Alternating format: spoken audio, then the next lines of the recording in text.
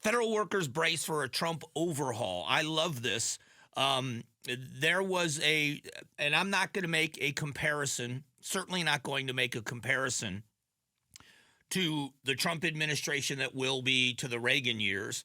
But the comparison to the Reagan Revolution is this: the promise of a smaller government, the promise of going in. If you remember, Reagan very famously said that in our current crisis, government is not the solution to our problem. Government is the problem. He said that in his inaugural address.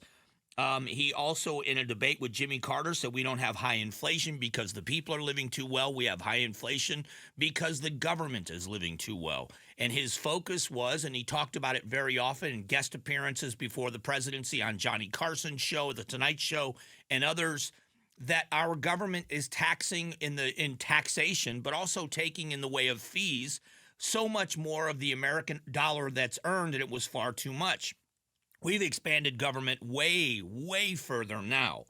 And those weird comparisons, the Biden administration to the Carter administration, the income of Reagan and the Reagan Revolution. Now, is that going to be that? I have no idea. No clue.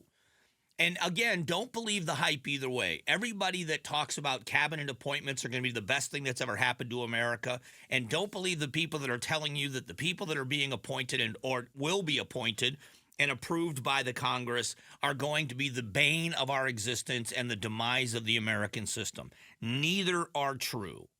Neither are true.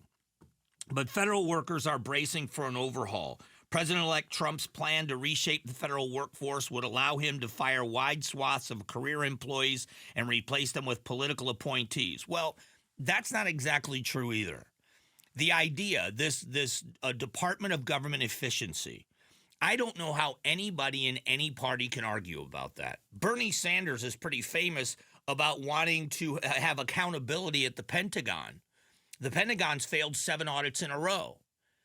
And Bernie Sanders, of all things, Bernie Sanders is saying something people agree with, except Bernie Sanders said it specifically about the Pentagon. This should be every federal agency. Whatever company you work for, I want you to think about the strength of the company you work for, big or small, doesn't matter. If you have an area of severe inefficiency and waste, it drags down the whole company. Here in America, what we've been hearing, and this is what I think the ideology that's won out. All of the other things aside, it is my opinion that this is what won out, where you saw this huge victory for Republicans. And even in Maricopa County, I've got a story about it that we'll talk about specifically, how Maricopa County got more red. And it's because the ideology that said, we're going to go after the big corporations and price gougers, and we're going to failed. The message resonates with the American people across party lines that says your government is too big. Your government is too invasive. Your government is taking too much money from you. I don't care if it's local. I don't care if it's state or it's federal. But the federal workers should be worried. There should be concern. And that should always be that way. You see corporations slimming down. We hear about layoffs all the time in organizations. Now we're lamenting that we might lay off government workers, that we might push back a little bit and spend less money on government workers. And there are many people that are terrific. That's the problem. The good people that work in the government offices, people that are government employees, that do a solid job, that go there to be efficient with tax dollars, that realize that they are spending other people's hard-earned money. They do exist in government positions. You look at what the County Board of Supervisors has done, keeping the government small. You look at what Arizona's done over the last 10 years, reducing regulation and taxation. Those people exist. The problem is the bureaucracy and the bloat that's happened, and we've got to decipher the difference between the two. According to this, there's 5 government programs that may be on the chopping block. Very quickly, improper payments. The Biden-Harris administration is on track to have paid out over $1 trillion in improper payments by the time Trump takes office. Common examples of improper payments included erroneous payments made through Medicare and Medicaid systems, misallocated COVID-19 aid, benefits paid to dead people, and taxpayer funds lost to fraud. Large sums of improper payments are not a problem unique to the Biden administration.